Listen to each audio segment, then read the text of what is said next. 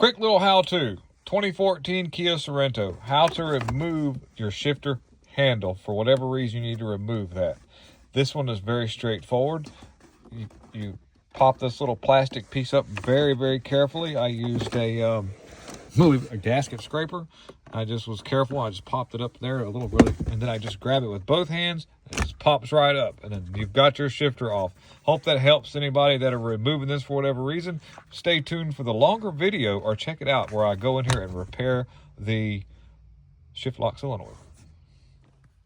I have a short that shows you how to remove this really quickly, but in the beginning, just pop this little piece up on this 2014 Kia Sorento, and you grab this shifter handle with both hands, you pull up, and then you get the shifter off, and there you go. We're repairing the problem where you have to actually push this down to get it out of gear.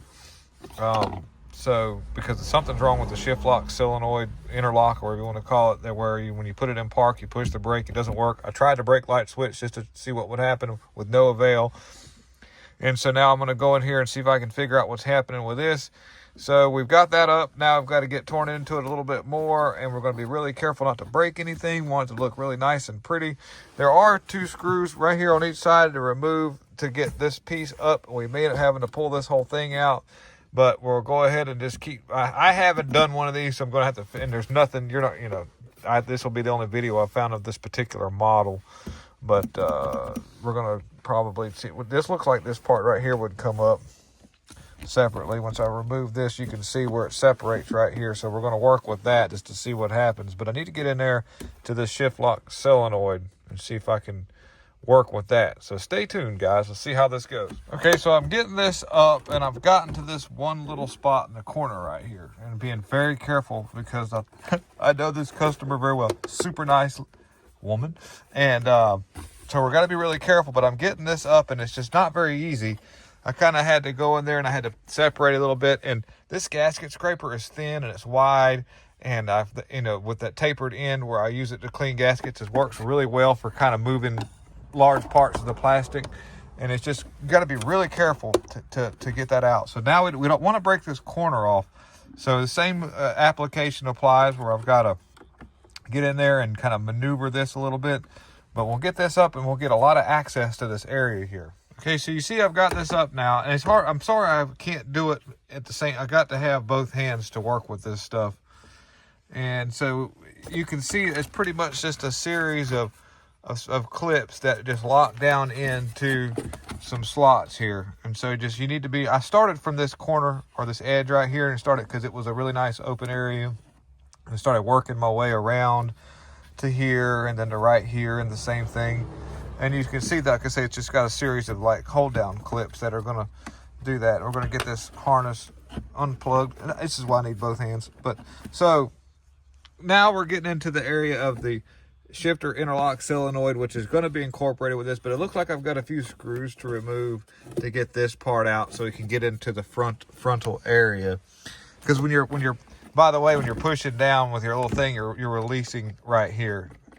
And so now we're going to get to that. So I got to remove these screws here. And somebody's been in here working before. It's going to be hard to see, but there's already a crack right there starting to form, and I didn't do that. And we're going to carefully remove this out. And if it's cold when you're doing this, if it's winter time, I suggest like leaving the car in the sun and letting the interior get good and warmed up, because this plastic tends to work a whole lot better when it's somewhat flexible. Or crank it up, let the heat run in here, let it get good and warmed up, and that makes everything go a whole lot better for anybody that's watching this video when it's really cold outside. All right, so I got the screws out of that part there, and it just, if you'll notice, I shut the lid just to make it easier, but so you got the screws, and we're going to just pop, it pops up, just pops up like that right there. Then it's going to come out. Of course, we'll have a little harness on the back, some of the electrical connectors, and I'll need both hands again. But we're going to remove those real carefully, and that gives us access to the front of this. We may have had to pull this whole thing out, but we'll see. You don't really want to take these off. You don't need to. Master plug in right here and right here, just a little quickie so you'll know. And then we got this ready to set on we'll just set this in the back seat. Happy little back seat. Now let's look in here and see what we got. Like I said, I haven't done one of these in this particular year model. It's real similar to the other ones I've done. Now, like I say, you're pushing down on this for the release, which means that that solenoid is going to be right there. Well, it's hard to see, but it's right down in there. And so that is the thing that pulls this in right here to release. So you notice we won't come out of gear till we push down on that. And of course, I don't have the switch on or anything. So I should technically, which I need both hands again, but I'm gonna see if I can do it with just two. Okay, so this is the little solenoid that actuates it. So I should be able to, it's hard to, I need both hands. Let's see if I can do it with my hand here. Bear with me. Oh yeah, okay. So with that in place, nothing. All right, so what's wrong with this thing? What has happened here? We do know that there's the solenoid right here on the side. And so there's got to be a plug-in that we can gain access to and test to see if we're getting power to it, which I'm pretty sure we do. Seems like this is a normal thing with these. But we're going to remove some more stuff. We're going to get this little deal out of the way right here so we can get to the plug-in. So we got some Phillips screws to remove. And let's see what happens. So I got the screws out, and there's the little support bar that goes between the two, and it just lifts right out of there. Set that over there on the floor.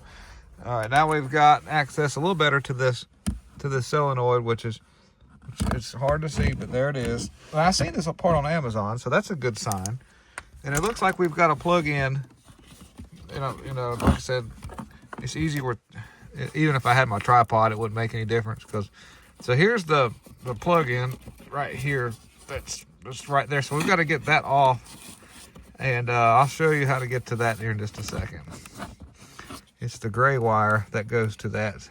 So I'm gonna pull this off as a bulkhead, just the whole thing, so I can just look at it, see, because it looks like it kind of goes right here. This is the wire, just gray wire. Okay, so I'm gonna have to use both hands. All right, so not the best of news, not what I want it to be. I'd rather it be a bad solenoid, but it looks like it's deeper than that, and there's a couple of ways around this. Person can, because what I've done is I've got my power probe out, which I've got an off-brand power probe just because my other one died, and this was it was a cheap imitation one, so don't laugh at me. I had that one power probe, the Power Probe brand, for so many years, and it was such a great thing. And I was like, I'll try this cheaper version because I don't want to spend $350 on something that's kind of overpriced, if you ask me. But anyways, it works. I don't like it as much as I do the other one. But I put, you'll have power right here, and that's normal. And the computer is supposed to ground. It goes through the brake light switch, and then the computer grounds it. And I'll have to do some more research to figure out why. But it's not the solenoid, because I can throw ground to it, and you can actually watch it do its thing there. You see that? Move it out of the way. So solenoid's good. I'm mashing the brake pedal. I'm not getting any signal for it at all. So we're gonna have to go further into that. But that is the workings of it. That is where this is at. And I will do some research and make this video a little longer to see if I can figure out what's happening here. But that's pretty much where the solenoid is. And like I say, your man can go in there and fix this back with a zip strap if you wanted to. I don't know what the customer's going to want to do. If it turns out to be in some kind of module that's really expensive, they may just want me to fix it to where they can get it out of the gear without having to mash this down right here. But there's that. So let's go a little further into it, guys. Hello, everybody. All right, so now we're working on this 2014. We're back on this.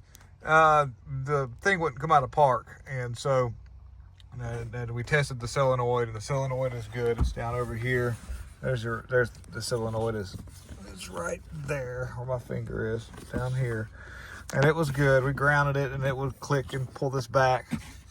So I traced out the wiring and a back pinned over here to the body control module, which is behind. I was going to tell you, it was good. The wire was good, so it's not getting a signal after we even tried a brake light switch just to see if it would make a difference. That didn't make any difference, of course, just recapping a little bit. But this is how you get to the body control module, which this is off because I'm working on this. I was trying to figure this out. To change the body control module, you don't have to take this up. But you need to get the there's the glove box. You got to pull the glove box out, and there's a couple of steps to that. And I've already kind of taken it loose and said, well, I better tell people how to do this. You need to pull the bottom cover off. It just unsnaps at the bottom. Then and there's no screws in that very bottom cover. Then you got to take the two little pieces off the side. I'll run you through that real quick. I got it back here in the back seat. This will be, you got to take these little pieces out right here. Then the glove box will flip down. Then you can actually pull these little pins out. The piece on the side that has the little shock absorber comes off. You just unsnap that, and the glove box lid comes out. Then you got to go back over here to the back. And then you've got the housing that comes out, which is this piece right here. And it looks like this. You got some, I have it upside down. Flip this over here. You have, you got a row of screws at the top. You're going to look at it like this. You take those screws out. You take the 10 millimeter bolts off around. And then you pop the cover off the side that's right here. Little side cover that comes off, and then you can get to the screws that hold it right here, and there's a little snap that you got to release right here. And then I took the little kick panel off, and I had to pull that off too, and I just pulled that back, and the kick panel just snaps off because all it's got is just little snaps that hold it on. You have to be really careful with it.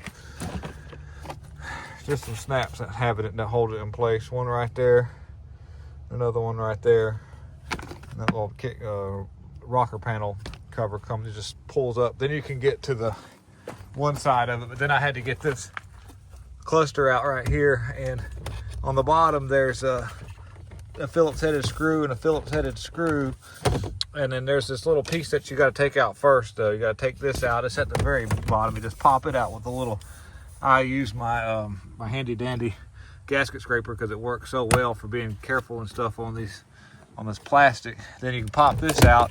Then you can get to your plug-ins that are right there, and there's a 10 millimeter bolt. It's hard to see, but it's on this side over here. That 10 millimeter bolt that I got my finger pointing at right there, take it off. Same thing, there's another one up in the hole right up in here. And you take it off, then you can fish this body control module out, and then you can replace it, and that should fix this thing. I haven't got it in yet to try it, but that's where I've narrowed it down to, and I had to go to KIA to get that. So we'll see what happens. We'll get it in, but that's how you get to the body control module. All right, so I've got the body control module in, the new one. I tucked it up in the hole, and yay. I don't know how the key's gonna work or not. I don't know how, but I do know it comes out of gear now with the brake. So that's good. That fixes that. But will it crank up? Okay, because they said it didn't have to be programmed. I don't know how the keyless entry is going to work or not, but that fixed our shifter issue. So thank you all for tuning in. Now I just got to put all this junk back together. Have a wonderful rest of the day, and I'll talk to you guys later. We out.